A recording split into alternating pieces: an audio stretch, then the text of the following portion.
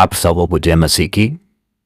आज का विषय प्रभु यीशु मसीह तूफान को शांत करते हैं। अध्ययन का भाग मत्ती रचित सुसमाचार 8 अध्याय 23 से 27 पद। आइए पहले अपने भाग को पढ़ते, उसके बाद हम अपने विषय पर लौटेंगे। जब वो नाव पर चढ़ा तो उसके चेले उसके पीछे हो लिए, और देखो झील में एक ऐसा बड़ा तूफान उठा कि नाव लहरों से डपने लगी और वो सो रहा था। तब उन्होंने पास आकर उसे उठाया और कहा, हे प्रभु, हमें बचा, हम नाश हुए जाते हैं। उसने उनसे कहा, हे अल्पविश्वासियों, क्यों डरते हो? तब उसने उठकर आंधी और पानी को डांटा और सब शांत हो गया, और लोग अचंभा करके कहने लगे कि ये कैसा मनुष्य है कि आंधी और पानी भी उसकी आज्ञा मानते हैं। दोस्तों, प्रभु यीशु मसीह नाव पर चढ़कर झील में जा रहे थे, और यीशु मसीह के चेले उनके साथ साथ हो लिए, उनके पीछे पीछे हो लिए। जैसे माँ कही जाती है तो बच्चे पीछे पीछे हो लेते हैं, वैसे ही यीशु मसीह जब कहीं जाते थे चेले पीछे पीछे होने थे। प्रभु यीशु मसीह का भी परिवार था, उसके चेलों का परिवार। वो सब इकट्ठे रहते थे, जहाँ पर भी जाते थे चेले साथ साथ हो लेते थे। यीशु ने उनको नहीं बुलाया, लेकिन जब यीशु जा रहे थे तो चेले भी पीछे पीछे हो लिए और नाव में चलने।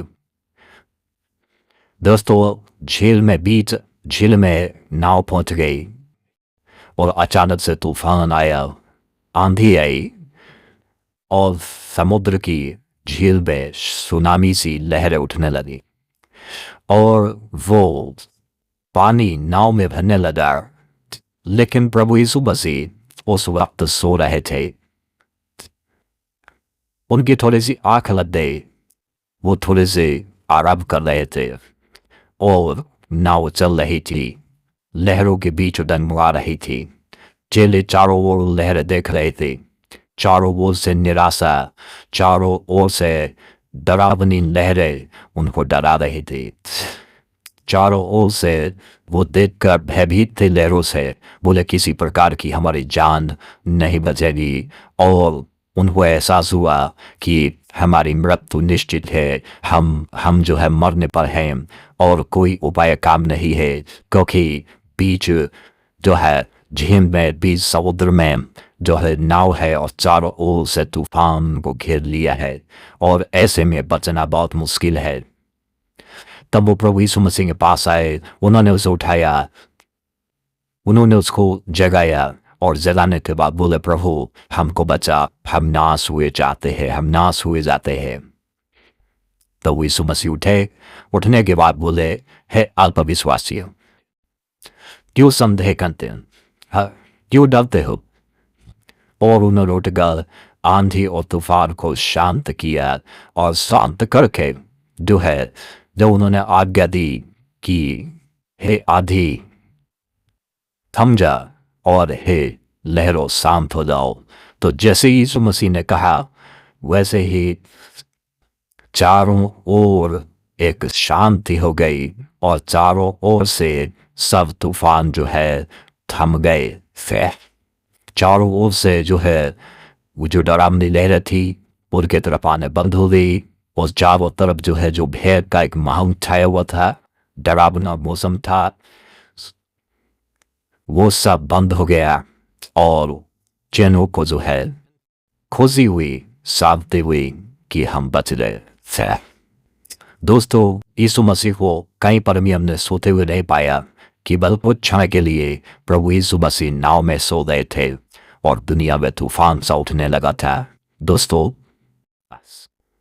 ये कहानी हमको सिखाती है प्रभु यीशु मसीह ने जो कहा, मत्ती रचित सुसमाचार 28 अध्याय 18 से 20 में, स्वर्ग और पृथ्वी का सारा अधिकार मेरे पास है। यीशु मसीह सब चीजों के ऊपर प्रभुता करता। उसने मुर्दों को जिलाया, कोड़ियों को शुद्ध किया, अंधों को आंखें दी, लबड़ों को ताकत दी, गुमों को बोली दी, और 5 रोटी 2 मछलियों से 5,000 को खाना खिलाया। दुष्ट आत्माओं को निकाला। सब कुछ करके उसने ये जो है दिखाया, साबित किया कि वाकई में ईश्वर वो पृथ्वी पर उसका अधिकार है, वो सब कुछ करने की शक्ति उसके पास है। दोस्तों, ऐसी घटनाएं हमारे जीवन में बहुत बार आती है जब हम जो है निराशा और भय के माहौल में छा जाते हैं और हमको लगता है कि अब हमारे जीवन में सब कुछ बिगड़ जाएगा, कुछ नहीं रहेगा। लेकिन उस वक्त जब चारों ओर माहौल हमको डराने लगे और अपने साथ छोड़ दे और परिवार वाले भी हमको त्याग दे, उस वक्त केवल प्रभु को आवाज़ देना, उस वक्त केवल प्रभु को पुकारना, और जब प्रभु को पुकारेंगे दोस्तों, उस पर भरोसा रखेंगे तो आपके हालात सुधर जाएंगे, आपके हालात ठीक हो जाएंगे। आपके जीवन में दोस्तों जो निराशा और डर की और सताव और विरोध की सुनामी लहरें उठ रही है वो शांत हो जाएंगी। प्रभु यीशु मसीह जब उन लहरों को शांत कर सकता है जिन पर कब्जा किसी का नहीं है, तो हमारे जीवन की घटनाओं का मूल्य ही क्या है। प्रभु यीशु मसीह उनको आसानी से ठीक कर सकते हैं। दोस्तों, उन पर सदा भरोसा बनाए रखिए, सदा भरोसा रखिए। और दोस्तों, आज आपके हालात चाहे जैसे भी हों, लेकिन कल आपके हालात ठीक होंगे। प्रभु यीशु मसीह आपको मिटने नहीं देंगे, क्योंकि आप प्रभु यीशु मसीह का परिवार है। आप अनंत परिवार के लोग हैं, मेंबर है। दोस्तों, प्रभु के साथ बने रहिए। आपको हमारे साथ जुड़ने के लिए बहुत बहुत धन्यवाद।